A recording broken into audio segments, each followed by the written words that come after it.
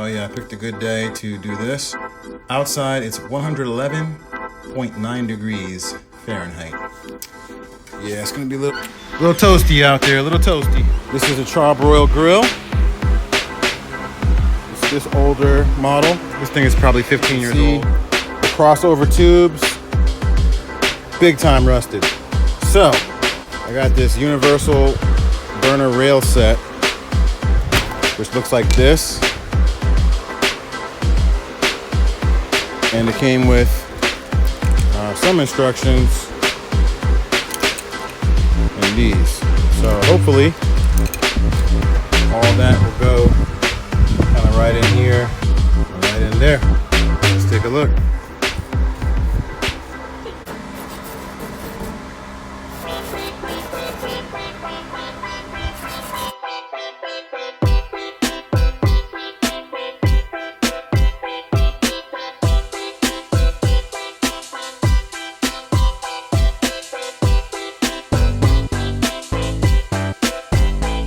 So here's both of them side by side. The old one I'm just using for length. I got one, it's not tight yet, but it's just on there. And then of course this side I'll adjust to get it to be the same length as this one. And then we'll go ahead and test fit it.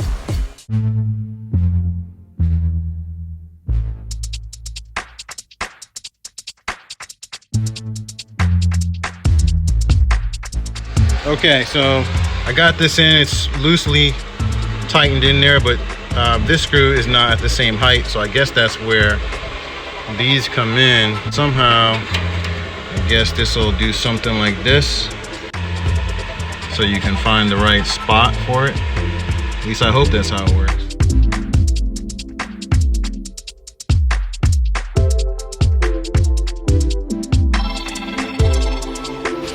Okay, we got her in there.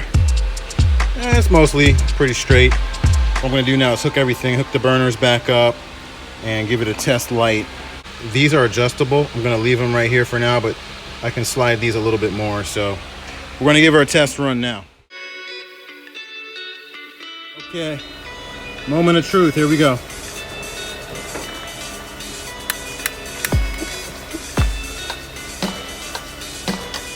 Turn on the rest of the burners.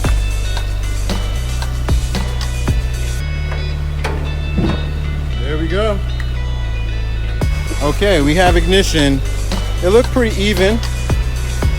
Before I was getting a lot of flame, you know, towards the back and really nothing up front. So hopefully, still getting a little bit extra right here. It's a lot, we can see right here, this even line of blue. It was a ton of flame back here and almost nothing, not even blue up here. So apparently, this joker works. So